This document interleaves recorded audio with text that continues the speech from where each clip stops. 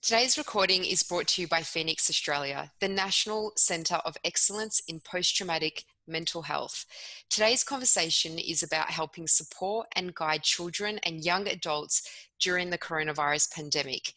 My name is Amela Kay, and today we have Jane Nursey, the Senior Clinical Consultant at Phoenix Australia. With over 25 years experience as a clinician and Director of Programs and Services in the public hospital in acute and mental health sectors. Thank you for your time today, Jane, and it's great to talk to you about this topic. Thanks, Amela. Looking forward to it. So, Jane, do we really need to talk to kids about COVID-19? I believe we do, yes. Children of all ages will have some understanding that things are different at the moment. Life is not how it used to be. Just like adults, children and adolescents, and even very young children are going to have some questions about what is happening, why it's happening, and be concerned about really how it's impacting their life and curious about how it will end and what things might look like when it does end. So I think it's important for them to have an opportunity to ask questions, to share their concerns and worries, and to learn how things are what others people really are thinking and feeling about it. In that way, they're able to really process what's going on in a much more effective way and also understand their emotional reactions and be reassured that that's okay, that's normal. And now that we're talking about different reactions and how different people might be reacting to this, is it fair to say that maybe some kids may be experiencing more anxiety and worry around what's happening, and others maybe from the outside seem to be completely fine and okay, but maybe having some internal anxiety around what's going on?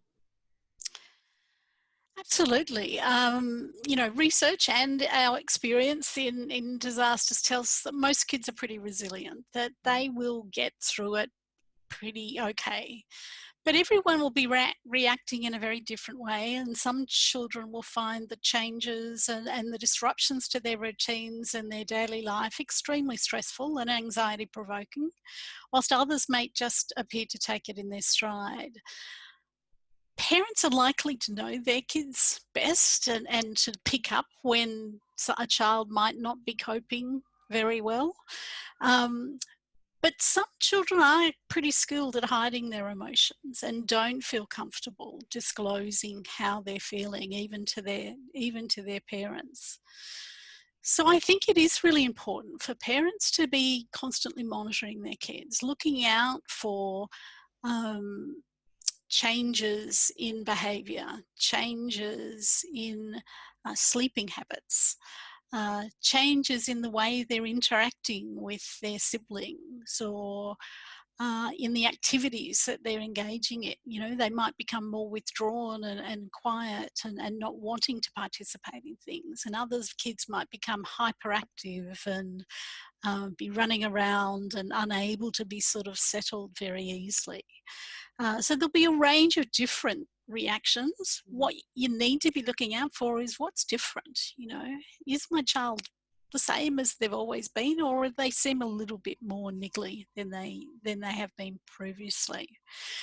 I think also it's hard for parents who are finding it very stressful themselves to keep a focus on their kids. And often, you can miss those signs when you're so caught up in managing the day-to-day. So another important part of it, I think, is really to be tuned in to how you're going yourself and managing your own emotions so that you are available and ready and able to be able to pick up on what's happening with your kids. Checking in with them regularly, asking them questions about how they're feeling, providing opportunities for them just to talk about what might be going on and what they understand about it is really important. And I think, mostly children will take their lead from you as the parent. And if you're stressed and anxious, they will be too. So just to keep that in mind. Yeah, I really like that, Jane, and I think it's such an important thing to highlight, which is we are the safekeepers of the home, and so they are looking to us always to see how are we coping with what's going on, and should they be worried based on how we're acting, right? Yeah, absolutely. Yeah. So, Jane, I'm wondering, say someone's got a 5 or 6 year old, and at that age level, how can we maybe explain to them why maybe they can't go and play with their friends anymore, maybe why they're not going to kinder anymore, or how do we, what do you think is the best way to approach the topic with that age group? Well, I think there's a couple of things. First of all, I think it is about actually making the time and space to have the conversation. Often the kids will bring it up themselves and will ask the question why or be saying something about it. So follow their lead, be prepared to answer their questions rather than just dismiss them. And it's always best if you try and answer as honestly as possible. Be up to date with the information about exactly what's going on, and don't shy away from answering the kids. They're going to feel much more comfortable if you're honest and if they have the facts. um, Otherwise they're going to imagine the worst, and their minds are going to come up with and imagine the worst case scenario, really. um, with young kids, it it usually is best to do it via storytelling or game playing. So um, ideas like a pandemic and social isolation are pretty difficult concepts for young Mm, children to understand. So using, making up a story, maybe talking about Mr. Bug and his friends who are making people sick, mm, and maybe the family can become a group of superheroes who scare the bugs away by washing their hands and keeping themselves at home so that they're not spreading the bug yeah. onto other people. So just something that the child is going to relate to. I think what's important to build into that, though, is that there's lots of reassurance, and that they're getting the picture that they're not really at high risk, that you're there to protect them, that doctors and nurses are there to protect them, that even teachers and other people that they might be talking with are all looking out for them and doing things that are going to help the virus go away and are going to keep them safe. Um, as I said, being up to date with the latest information. So just being able to just say, well, it's getting better because you've got the latest factual information. Um, Reassuring them that kids really aren't getting the virus as much as adults are.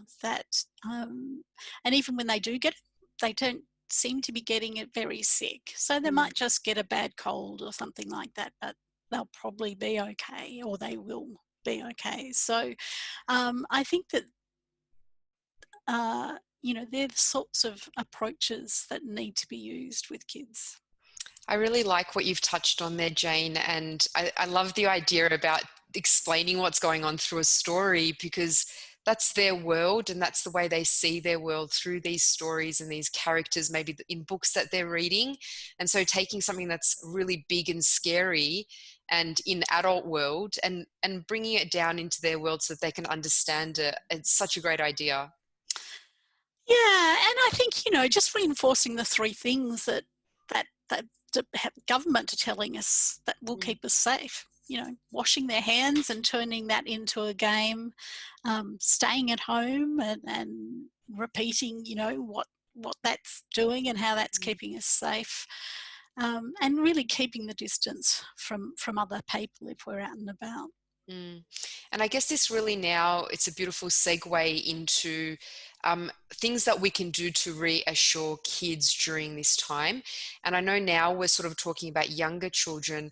Do you think with older children, say you've got teenagers at home, what do you think is a good way to approach the conversation with them? Well, I think similar principles apply with older children as well. I think it's about being really upfront and honest with them, not dismissing their concerns, not minimising what's going on at all, and having the time to actually sit down and have the conversation, not be sort of putting it off and putting it off because you're too busy. So following their lead. So I think doing things like trying to find a time and space alone with your adolescent or older child, where, you know, and maybe you're going for a walk, maybe you're playing a game, maybe it's just sitting in the lounge room chatting, but using that opportunity to really gently introduce the topic and check in, you know, what do you think about all of this? How are you feeling about it? Are you worried at all? And maybe sharing perhaps what some of your own thoughts about it. You know, letting them know that it is a bit scary, and these are some of the things that I'm doing to manage that. Mm, Um, Perhaps watching the news with them mm, and using that, you know, it's flooding our news channels all the time. There's so much information out there in social media and on the television and in newsprint and that sort of thing. So using that as an opportunity to sort of raise it and talk about it is also something I think is useful to do. And then, as I say, brainstorming strategies with them mm, about A, keeping safe, and B, managing some of that emotional reactivity. So, you know, doing things like keeping a diary, maybe, or, mm, um, you know, connecting with their friends and having those conversations with their friends, needing perhaps to check that the information they're getting through their friends and social media is accurate. mm. So I think that that's really important to check in with as well. Uh, but keeping the family together and making time to do things together, I think, are also really important. We know that in times of trauma and stress, uh, the most important thing that we can do to protect our mental health is really remain connected with others. Mm. Um, so providing that reassurance, that connectedness, that sense of safety by supporting each other is really important. Yeah, I'm so glad that you touched on that sense of connection and family bonding. What do you think are some of the best ways to encourage our children to stay connected with their friends, but also with other family members during this period? Do you have any ideas on that one? So I think we're pretty lucky to be living in this time. You know, if a pandemic had to happen, this is probably much better now than it was back in the early 1900s Yeah.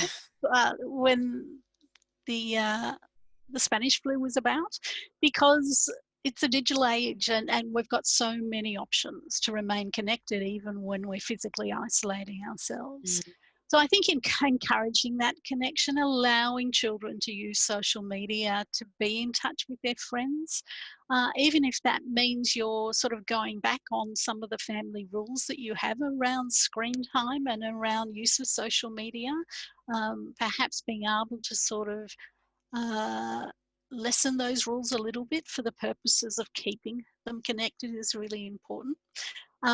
Making sure, as I said before, just making sure that the information though that they're getting is accurate. So don't just uh, don't just allow them to sort of do it without checking in with them about what they spoke about or what they've heard or what's going on for them.